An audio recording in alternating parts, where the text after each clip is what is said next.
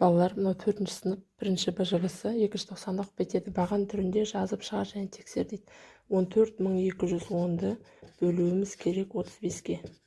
Балалар қараймыз. 1 35-ке бөлінбейді. 14 35-ке бөлінбейді. Демек, мына 142 35-ке бөлінеді ғой, аламыз. 142-нің ішінде 35 4 рет бар сияқты. 4-ті 5-ке көбейтсек 20, 2 ойда 3-ке 4-ті көбейтсек 12, ойдағы 2-ні қоссақ 10, 14, азайтамыз 2. Мына 1-ді түсіреміз. Балалар 21 35-ке бөлінбейді. Біз бір санды түсіріп қойдық. Ал енді тағы да бір санды түсірген кезде мына жерге 0 қоямыз. Ұмытпаймыз. Енді мына жерде 6-тан бар сияқты. 6-тан беріп көрейік. 6 5-ім 33 ойда. 6 3-ім 18, ойдағы 21. Сонда жауабы 406 екен.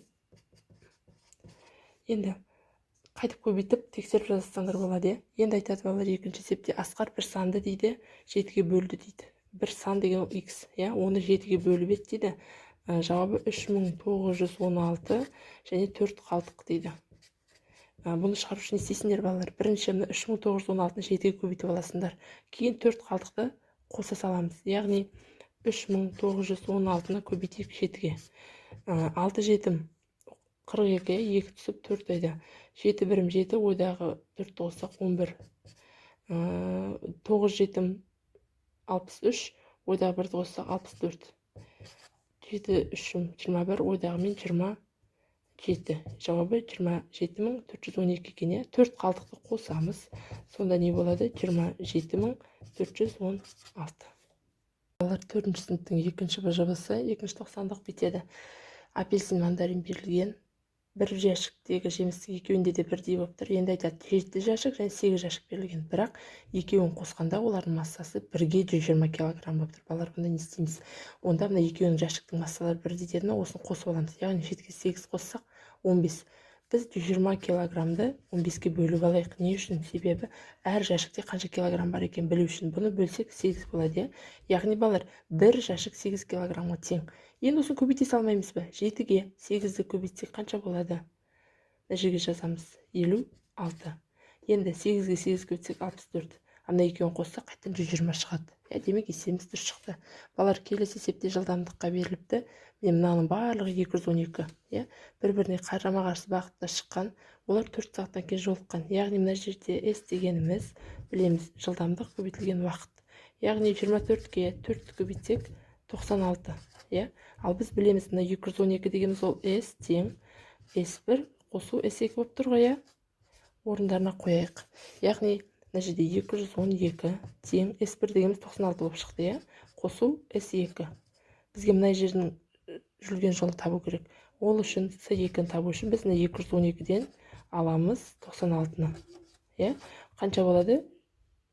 12-ден 6-ны алсақ 6. Мына жерде 0 қалды. 1.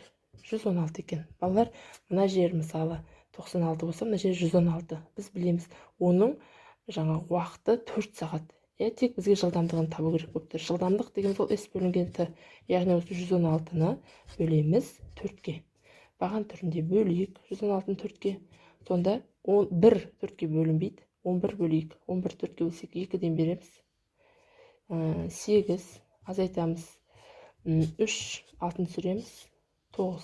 Сонда жауабы 29 екен. Мына жерде жауабы жылдамдығы 29 километр бөлінген сағат. 2-ші тоқсанның 4-ші сыныптағы ТЖВ-сы тиімді тәсілмен шығар дейді. Яғни мына жердегі балалар көбейткіштерін орындарын ауыстыра берсеңдер болады. 15-ті 7-ге көбейткеннен 4-ке көбейткен жеңілі. 15-ті 4-ке көбейтеміз және сосын шыққан сан 7-ге көбейтеміз. Яғни 15-ге 4-ті көбейтсек 60, 60-ға 7-ні көбейтсек 420. Мына жерде бөлген кезде де сөйтіп орындарын ауыстырсақ болады. Яғни 720-ны бөлеміз 9-ға. Шыққан санды көбейтеміз 5-ке. 7-ні 9-ға бөлсек 8, 0-ді қоссақ 80, 80-ді 5-ке көбейтсек 400. Шықты. Келесі мынаны балалар баған түрінде көбейту керек. Яғни 1235-ке көбейтеміз 248-ді. Соңынан бастаймыз. 8-ге 5-ті көбейтсек 40, 4 ойда. 8-ім 24, ойдағы мен 28. 8 2-ім 16, ойдағы мен 18. 1 ойда. 8 1-ім 8, ойдағы мен 9. Енді 4-ті 5-ке көбейтсек 20, 2 ойда. 4 3-ім 12, ойдағы мен 14. 4 2-ім 8, ойдағы мен 9, және 4 1-ім 4. 2 бесім 10 бір ойда, 2 үшім 6 ойдағымен 7, 2 екім 4, 2 бірім 2. Бәрін қосамыз. 0, 8, 12 бір ойда, 18, 25 ойдағымен 26, 8 ойдағымен 10, 2, 3. Естінде қалдықпен бөлуді орындау керек, яғни 3893-ке бөлеміз 54-ті. 3 54-ке бөлінбейді, 38 54-ке бөлінбейді, 389-ды бөліп көрейік 7-тен беріп.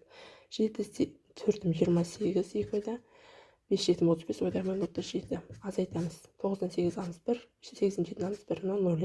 3 213-тің ішінде 54 2 рет бар сияқты. 2 4-ім 8, 2 5-ім 10, азайтсақ 13-тен 8 алсақ 5, 0 қалды. Демек балалар жауабы 72. Қалдық 5 екен, аққа мен 5-тің орнына ауыстырсаламыз. Келесі есепті айтады балалар. Шебер шәкірті дейді. Өнімділік, уақыт, жұмыс дейді. Балалар, өнімділіктің формуласы қандай екен? Өнімділік дегеніміз ол жұмысты бөлеміз уақытқа. Яғни біз мына жерде көріп тұрмыз, оның жұмысы 1284 және уақыты 6 сағат. Жұмысты уақытқа бөлеміз, яғни 1284-ті бөлеміз 6-ға.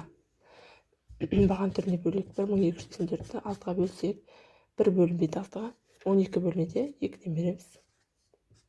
0, 8 түреміз, 1-ден берейік. Азайтсақ 24, 24-дің ішінде 214 жауап, мына жерде 214 екен. Ал енді балалар, жұмыс дегеніміз, мына жерден көріп тұрмыз, ол өнімділікті уақытқа көбейтеміз. Яғни 186-ға 7-ні көбейтіп, мына жерге жауабын жазасыңдар. 5-ші есепті айтады. Бір қаладан бір мезгілде қарама-қарсы бағытта 2 автобус жолға шықты дейді. Біріншісі жылдамдығы қанша екен? 52 км сағат екен. Ал екіншісі 74 екен. 0,1, 0,2. 74 км бөлінген сағат. Енді айтады 8 сағаттан кейін дейді. Олар қандай арасы болады дейді. S дегеніміз балалар білеміз VT. Бізде мына жерде жылдамдық 2. Сондықтан V1-ді V2-ке қосып алайық. 52-ні қосамыз 74-ке. Уақыттар бірдей ғой.